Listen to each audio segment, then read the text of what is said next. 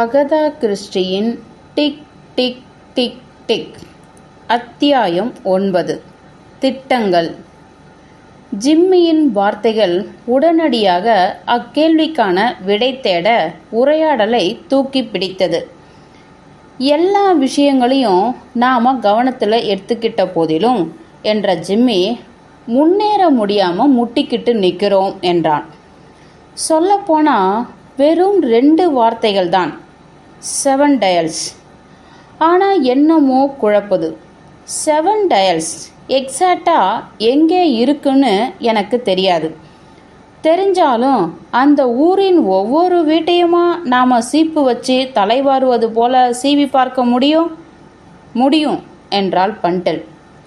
முடியாமல் இல்லை, வேணும்னா பண்ணித்தான் தீரணும். ஆனால் அது ஏகப்பட்ட மக்கள் நெரிசல் மிகுந்த பகுதின்னு நினைக்கிறேன். எஸ், ஆனால் வீடு வீடாக ஏறி இறங்குவது சாதுரியமானதா எனக்கு படலை. சாதுரியம் என்ற வார்த்தை உடனடியாய் அவனுக்கு சாக்ஸ் பெண்ணை நினைவுபடுத்த சிரித்து கொண்டான். அப்புறமா ராணி சுடப்பட்ட பகுதி வேற இருக்கு. அதுக்குள்ள மூக்கை நுழைச்சி நாம் நோப்பம் பிடிக்கலாம். இதுலேயும் போலீஸ் ஏற்கனவே கோதாவில் இறங்கிடுச்சுன்னு நினைக்கிறேன். அவங்க நம்மளை விட சிறப்பாக பண்ணிக்கிட்டு இருக்கணும். உங்ககிட்ட எனக்கு பிடிச்ச விஷயம் என்னன்னா என வஞ்ச புகழ்ச்சியாய் குரல் எடுத்த பண்டில், உங்களோட குதூகலமான போக்கு, அப்புறம் நல்லதே நடக்கும் என்னும் அணுகுமுறை. பொறுமை பொறுமை என்றான் ஜிம்மி. எல்லா துப்பறியும் அதிகாரிகளும் ஒரு வழக்கை இப்படித்தான் அணுகுவாங்க. எல்லா தேவையற்ற பிரயோஜனமற்ற துப்புகளையும் முதல்ல பட்டியலிட்டு அதில் வேண்டாதவற்றை வெளியேற்றி விடுவது. இப்போ நான் 3வது சாத்தியக்கூறுக்கு வரேன். அது கெரால்டின் மரணம். இப்போ நமக்கு அது ஒரு கொலைதான்னு தெரிஞ்சு போச்சு. நீங்கள் 2 பேரும் இக்கருத்தை ஆமோதிக்கிறீங்க இல்லையா? ஆமாம் என்றாள் பண்டில். எஸ் என்றாள் லொரைன். குட், இங்கும் அதே. வெல், எனக்கு இந்த விஷயத்தில் சில அனுகூலமான வாய்ப்புகள் இருப்பதா தெரியுது. குளோரல் மருந்தை கெரால்டு தெரியாதனமாக நிறையா எடுத்துக்கலைன்னா வேற யாரோ ரூமுக்குள்ளே நுழைஞ்சி அதை கோப்பையில் போட்டு கலந்துருக்கணும். அவருக்கும் தெரியாமல் அதை குடிச்சிருக்கணும். காலியான அந்த குளோரல் டப்பாவை அங்கேயே கூட விட்டிருக்கலாம். இதை ஏற்றுக்கிறீங்களா? எஸ் என்றாள் பண்டில் மெல்லமாய். ஆனால் வெயிட், அந்த யாரோ நிச்சயமாக சம்பவ நேரத்தில் வீட்டில் தான் இருந்திருக்கணும். வெளியில் இருந்து யாரும் ஒருத்தன் உள்ளே தொபுக்கொடியின் குதிச்சு இதை செஞ்சதா நம்ப முடியாது. எஸ் என பண்டில் ஒப்புக்கொண்டாள், இம்முறை உடனடியாய். Very well. இது விஷயத்தை ரொம்பவுமே சுருக்கி கொடுத்துடுது. ஆரம்பமாக அங்கிருக்கும் பல வேலையாட்கள் உங்கள் குடும்பத்தோட அங்கமாக ஆனவங்க, சரிதானே? எஸ் என்றாள் பண்டில். அதை வாடகைக்கு நாங்கள் விட்டபோது எங்களோட இருந்த அத்தனை வேலைக்காரங்களும் அங்கேயே தொடர்ந்து பணியில் இருப்பதா ஒத்துக்கிட்டாங்க. தலைமை பொறுப்பில் இருக்கும் அத்தனை வேலைக்காரங்களும் அப்படியே தான் இன்னமும் இருக்காங்க. இருந்தாலும் அடிமட்டத்தில் சில பல மாற்றங்கள் நடந்திருக்கு. எக்ஸாக்ட்லி, அதுக்கு தான் இப்போ நான் வரேன். நீங்கள் என பண்டிலை குறிப்பிட்ட ஜிம்மி இந்த விஷயத்துக்குள்ளே உடனடியாக இறங்கியாகணும். வேலைக்காரங்க எப்போ பணியமர்த்தப்பட்டாங்கன்னு கண்டுபிடிங்க. உதாரணத்துக்கு புதுசாக யாராவது வேலைக்காரங்க சேர்ந்துருக்காங்களா? ஒரு வேலைக்காரன், எஸ், புதுசா, ஜான் அவன் பேர். அப்படின்னா அவனை பற்றிய விசாரணைகளை பண்ணுங்க. அப்புறம் இப்போ சமீபத்தில் வந்திருக்கும் அந்த மற்ற 2 பேர் குறித்தும் சேகரிங்க. எனக்கென்னவோ என்று மெதுவாய் ஆரம்பித்த பண்டில், அது வேலைக்காரங்களாக தான் இருக்கணும்னு தோணுது. வந்து தங்கியிருந்த விசிட்டருங்களில் ஒருத்தராக இருக்க முடியாது இல்லையா? எனக்கென்னவோ விருந்தாளிங்க பண்ணியிருப்பாங்கன்னு தோணலை. யாரெல்லாம் அங்கே இருந்தாங்க? வெல், அங்கே 3 பொண்ணுங்க இருந்தாங்க. Nancy, Helen, socks. சாக்ஸ் டெவரன்ட்ரி. எனக்கு அவளை தெரியும். இருக்கலாம். அடிக்கடி சாதுரியம் என்னும் வார்த்தையை அசாதாரணமாக உபயோகப்படுத்தும் பொண்ணு. அப்போ அது சாக்ஸே தான். சாதுரியம்தான் அவளோட ஒரே வார்த்தை. பிறகு கெரிவேட் இருந்தார். நான், பில், எவர்ஸ்லே மற்றும் ரானே, அப்புறம் சர் ஹோஸ்வால்டு மற்றும் மிஸ்ஸஸ் ஸ்கூட். ஓ, விட்டுட்டேனே. பாங்கோ. யாரது பாங்கோ? பேட்மேன் என்னும் பையன். ஓல்டு கூட்டுக்கு செக்ரட்டரி. மரியாதை அதிகம் தெரிஞ்ச ஆளு. ஆனாலும் மனசாட்சிக்கு அப்படி அடிபணிஞ்சவன். ஸ்கூலில் நான் அவனோட இருந்தேன். இந்த கொத்தில் சந்தேகத்துக்கு இடம் கொடுக்கும்படியா ஒன்றும் இல்லையே என குறிப்பு தந்தாள் லொரைன். நோ, இதில் அப்படி யாரும் இல்லை என்றாள் பண்டெல். நீங்கள் சொல்கிற மாதிரி நாம் வேலைக்காரங்க நடுவில் தான் தேடியாகணும். ஒரு கேள்வி. ஜன்னல் வழியாக தூக்கி எறியப்பட்டிருந்த கடிகாரத்துக்கும் இதுக்கும் எவ்வித தொடர்பும் இல்லைன்னு நீங்கள் முடிவு பண்ணிட்டீங்களா? கண்ணகல முடித்தபடி, ஜன்னல் வழியாக தூக்கெறிக்கப்பட்ட கடிகாரம் என்றான் ஜிம்மி. இது குறித்து ஜிம்மி கேள்விப்படுவது இதுதான் முதல் முறை. இந்த சம்பவத்துக்கும் கொலைக்கும் எவ்விதமான தொடர்பும் இருப்பதா எனக்கு தெரியல என்றாள் பண்டெல். ஆனாலும் இது விலங்கா புதிராக தான் இருக்கு.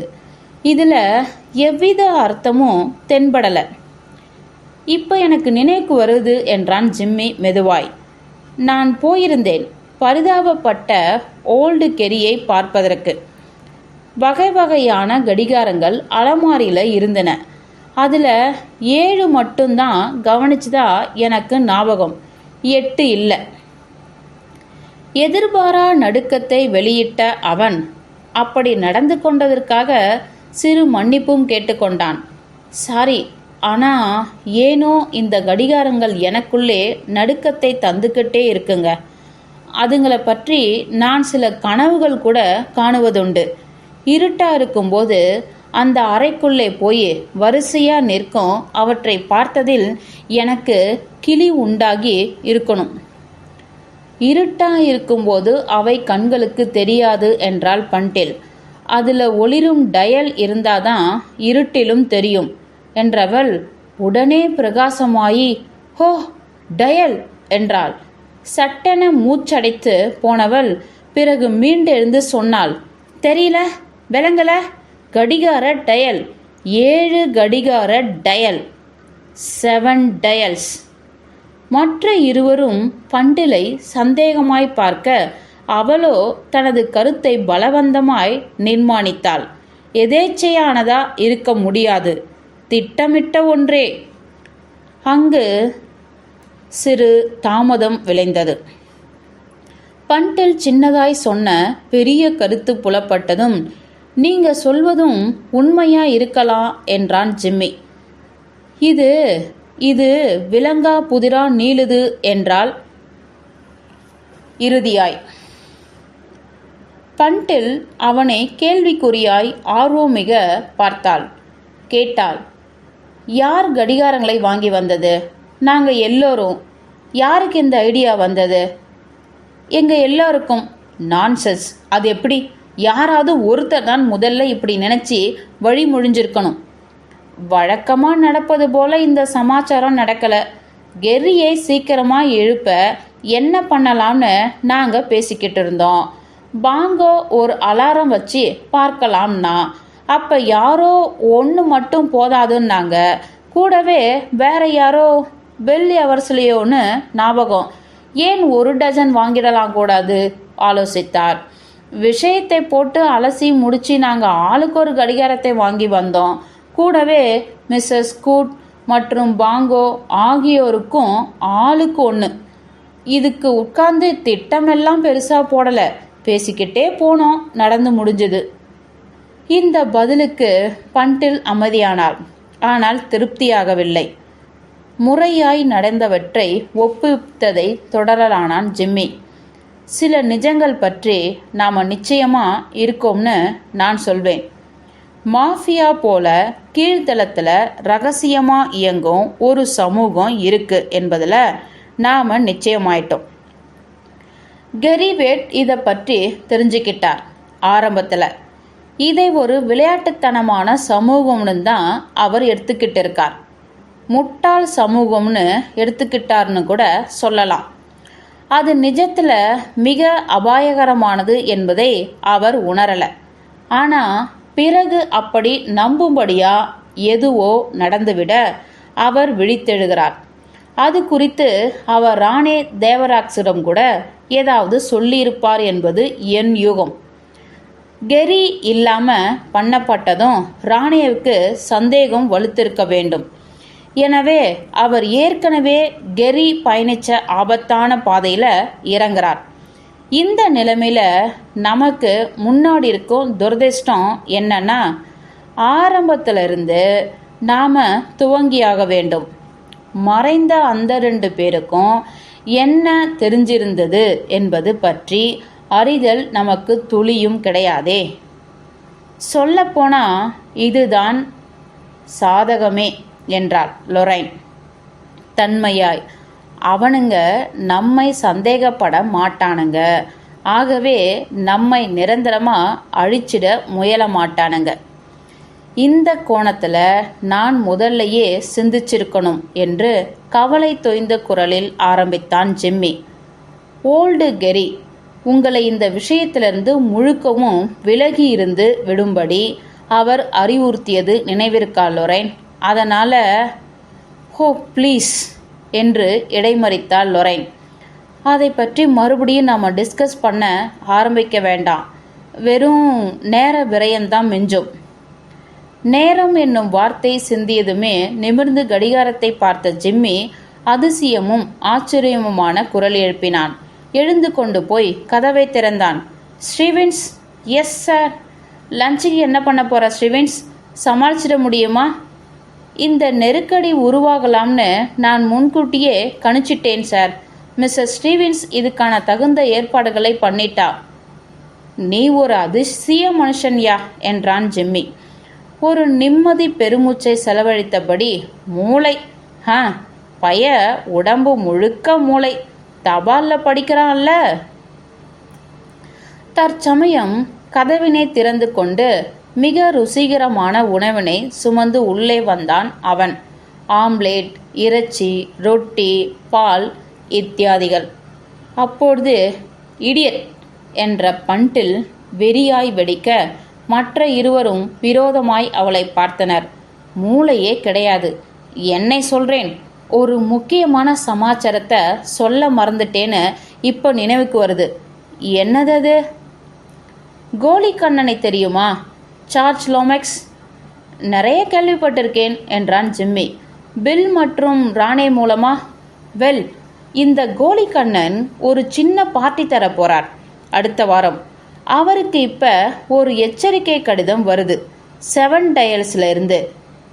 முன்னால் நகர்ந்து வந்துவிட்ட ஜிம்மி என்ன என கிளர்ந்தெழுந்து கத்தினான். நிஜமாவா? சத்தியமா. அப்பா கிட்ட இதை பற்றி அவர் சொல்லியிருக்கிறார். இப்போ சொல்லுங்க, இது எதை குறிக்குது? ஜிம்மி தன் இருக்கையில் மீண்டும் பின்னால் சாய்ந்து உட்கார்ந்து கொண்டான். துரிதமாகவும் ஜாக்கிரதையாகவும் சிந்தித்தான். இறுதியில் பேசினான். சுருக்கமாய் சொல்ல வேண்டிய விஷயத்தை மட்டுமே மையம் கொண்டுமிருந்து அவன் பேசியது, அந்த பார்ட்டியில் என்னவோ நடக்கப் போகுது. இதையே தான் நானும் நினைச்சேன் என்றாள் பண்டில். எல்லாம் சம்மத்தியா பொருந்தி நிற்குது என்றான் ஜிம்மி கனவாய். சொன்னவன் லொரைன் பக்கம் திரும்பினார். போர் நடந்துக்கிட்டு இருந்த போது உங்களுக்கு வயசு என்ன என்றான் துளியும் எதிர்பாராது. 9 இல்லை 8. அப்போ கெர்ரிக்கு 20 இருந்திருக்கணும்னு நினைக்கிறேன். 20 வயதை ஒட்டியிருந்த அத்தனை பேரும் போரில் பங்கெடுத்து கொள்ள வேண்டிய நிலை, சட்டம். ஆனால் கெர்ரி பங்கெடுத்துக்கல. இல்லை என்றாள் லொரைன். ஓரிரு நிமிடங்கள் சிந்தித்துவிட்டு, நோ, கெர்ரி பட்டாளத்தான் கிடையாது. ஏன்னு எனக்கு தெரியாது. அது ஏன்னு என்னால் உங்களுக்கு சொல்ல முடியும் என்றான் ஜிம்மி. அல்லது என்னால் படு புத்திசாலித்தனமாக ஒரு யூகம் பண்ண முடியும். 1915 1918 வரை அவர் இங்கிலாந்திலிருந்து வெளியேறியிருந்தார். இதை கண்டுபிடிக்க நான் கொஞ்சம் மெனக்கெட்டேன். அப்போ அவர் மிக சரியாக எந்த இடத்துல இருந்தார்னு ஒருத்தருக்கும் தெரியாது. ஜெர்மனியில் இருந்திருக்கணும் என்று நான் நினைக்கிறேன். லொரேனின் முகத்தில் வண்ணம் கூடியது. மதிப்பும் மரியாதையும் இட்டு அவள் ஜிம்மியை பார்த்தாள். என்ன ஒரு புத்திசாலி நீங்க! அவர் நல்ல ஜெர்மனி மொழி பேசுவார் இல்லையா? ஓ எஸ், ஜெர்மனி தான் தாய்நாடு என்பது போல. நான் சரி என்பதில் ஸ்திரமாக இருக்கேன். 2 பேரும் கவனிங்க. கெரிவேட் வெளியுறவு அமைச்சக அலுவலகத்தில் இருந்திருக்கார். பில் எவர்ஸ்லே போலவும் ராணே போலவும் அமைதியான ஒரு இடியட் போல தான் வேட்டும் தோன்றியிருந்தார். ஆனால் நிஜத்தில் அவர் முழுக்கவும் வித்தியாசப்பட்ட ஒருத்தர். எனக்கெனவோ கெரிவேட் இப்படி காட்டிக்கிட்டது தான் நிஜமானதுன்னு தோணுது. நமது உளவுப்படை உலகத்திலேயே தலை சிறந்த ஒன்று என்று பெயர் வாங்கிய நிறுவனம். இந்த சபையில் மிக உயர்வான இடத்துல கெரிவேட் இருந்ததா நம்புகிறேன். இதுவே எல்லாத்தையும் விளக்கிடுது. சம்பவ தினத்தன்று நம் பார்வைக்கு தெரிகிற மாதிரி ஒரு அசமஞ்சன் கிடையாது கெரி என்னும் ரீதியில் நான் சொன்னது இப்போ நினைவுக்கு வருது. ஒருவேளை உங்கள் யூகம் சரி என்னும் பட்சத்தில் அப்போ இந்த சமாச்சாரம் நாம் நினைத்திருப்பதை விடவும் ரொம்ப பெரிது. இந்த 7 டைல்ஸ் பிஸ்னஸ் வெறும் குற்ற பிஸ்னஸ் மட்டும் கிடையாது, சர்வதேச தேடலும் ஆகும். ஒன்று மட்டும் நிச்சயம், லோமெக்ஸ் தரும் இந்த வீட்டு பார்ட்டியில் யாராவது ஒருத்தர் இருந்தாகணும். பண்டில் சிறிதாய் முகம் சுளித்தாள். எனக்கு சார்ஜை நல்லா தெரியும், ஆனால் அவருக்கு ஏனோ என்னை பிடிப்பது கிடையாது. முக்கியமான பார்ட்டிக்கெல்லாம் என்னை கூப்பிடணும்னே அவருக்கு தோணாது. இருந்தாலும் நான் சிந்தனையில் தன்னை இழந்து சில நொடிகள் கிடந்தாள் அவள். இதை நான் பில் மூலமாக நடத்தி காட்ட முடியும்னு நீங்கள் நினைக்கிறீங்களா கேட்டான் ஜிம்மி. அங்கே கோலி கண்ணனின் வழக்கரமாக பில் இருப்பார். என்னையும் எப்படியும் கூட்டிட்டு போவார். முடியாமல் போக எனக்கு காரணம் எதுவும் தென்படலை என்று ஜிம்மியின் கேள்விக்கு பதில் தந்தாள் பண்டில். நீங்கள் எப்பயாவது பில்லை மடக்கி சரியாக எல்லா விஷயத்தையும் சொல்ல வச்சிடணும். அவருக்கா தோணுன்னெல்லாம் நீங்கள் நினச்சிடக்கூடாது. அப்படி அவருக்கு தோணாது. இதுக்கு என்ன பண்ணலாம்னு உங்களால் ஆலோசிக்க முடியுமா? மரியாதையாக கேட்டான் ஜிம்மி. ஓ, ரொம்ப ஈஸி. பில் உங்களை பணக்கார இளைஞனா வர்ணிக்கிறார். பாலிட்டிக்ஸில் ஈடுபாடுள்ள, பார்லிமெண்ட் எலெக்ஷனில் நிற்க விரும்பும் நபர் அப்படின்னு கூட. இதை கேள்விப்பட்ட உடனே சார்ஜ் விழுந்துடுவார். இந்த அரசியல் சார்ந்த பார்ட்டியெல்லாம் எப்படிப்பட்டதுன்னு உங்களுக்கே தெரிஞ்சிருக்கணும். நல்ல பசை உள்ளவங்களை வலை போட்டு பிடிக்க. எத்தனைக்கெத்தனை உங்களை பணம் உள்ளவன்னு பில் தூக்கி வைக்கிறாரோ அத்தனைக்கத்தனை வேலை உங்களுக்கு சுலபமாக முடியும். ஓகே என்றான் ஜிம்மி. அப்போ விஷயம் முடிஞ்சாச்சுன்னே வச்சுக்கலாம். நாளைக்கு ராத்திரி நான் பில் கூட டின்னர் எடுத்துக்க போகிறேன். அங்கே யாரெல்லாம் இருக்க போகிறாங்க என்னும் பட்டியலையும் கொண்டு வரேன். அது உபயோகமாக இருக்கும். உங்களால் அங்கே இருக்க முடியாது என்பதை நினைக்க வருத்தமாக இருக்கு என்றான் ஜிம்மி. நடப்பவையெல்லாம் நன்மைக்கே. நான் அங்கே இருக்க மாட்டேன்னு ஒட்டு மொத்தமாக சொல்லிட முடியாது என்றாள் பண்டில். கோலிக்கண்ணன் என்னை விஷம் போல வெறுக்கிறான். ஆனாலும் சில வழிகள் இருக்கு சொன்னவள் சிந்தனைக்குள் இறங்கிவிட்டாள். என்னை கீறிச்சிட்டு குரல் எடுத்தால் நான் என்றாள் லொரைன். உடனடியாய் நீங்க இந்த ஆட்டத்தில் கிடையாது என்றான் ஜிம்மி. நமக்கு ஒரு ஆள் வெளியே இருக்கணும். எதுக்கு? ஜிம்மி இவ்விஷயமாய் மேற்கொண்டு பேச பிரியப்படவில்லை. பண்டில் பக்கமாய் உதவிக்கு போனான். கவனிங்க பண்டில், இந்த கூட்டத்தில் லொரைன் சம்மந்தப்படாமல் வெளியே நின்றுடணும்னு தானே? அதுதான் நல்லதுன்னு எனக்கும் படுது. அடுத்த தடவை பார்ப்போம் என்றான் ஜிம்மி லொரைனிடம் கனவாய். ஒருவேளை அடுத்த தடவைன்னு ஒன்றும் இல்லாமல் ஆகிட்டா கேட்டாள் லொரைன். ஓ, நிச்சயமாக பல கட்டங்கள் உண்டாகும், இதில் சந்தேகம் வேணாம். ஐ சி, அப்போ நான் ஜஸ்ட் வீட்டுக்கு கிளம்பி போய் காத்துக்கிட்டு இருக்கணும். அப்படியே என்றான் ஜிம்மி பெரிய விடுதலையை அடைந்துவிட்ட துணியில். உங்களுக்கு புரியும்னு நினைச்சேன். லொரைன் என அழைத்த பண்டில் 3 பேருமே ஒட்டு மொத்தமாக தலையை நுழைச்சா அது சந்தேகத்தையும் கிளப்பும். அது குறிப்பாக உங்களுக்கு கஷ்டங்களை உண்டாக்கலாம். இது உங்களுக்கே விளங்கணும்னு என்ன சொல்கிறீங்க என்றார். ஓ எஸ் என்றாள் அவள். அப்போ எல்லாம் முடிஞ்சுது, நீங்கள் ஒன்றும் பண்ண வேண்டாம். நான் ஒன்றும் பண்ணலை என்று சன்னமாய் சொன்னாள் லொரைன். இச்சமயத்தில் திடீரென விளைந்த சந்தேகத்தோடு அவளை பார்த்தாள் பண்டேல். அடக்கமாகவும் சாதுவாகவும் லொரைன் பேசியதில் இயற்கைத்தன்மை கொஞ்சமும் தென்படவில்லை. லொரைன் தற்போது பண்டிலை பார்த்தாள். அக்கண்கள் நீளமாகவும் தந்திர வஞ்சனையும் பொதிந்திருந்தன. கண் இமைகளின் சலசலப்பு கூட துளியும் இல்லாத ஸ்திரத்தன்மையோடு அக்கண்கள் பண்டிலின் கண்களை சந்தித்தன. லொரைனின் பயந்த சுபாவத்தின் மீது அதீத சந்தேகம் விளைந்தது பண்டிலுக்கு. அகதா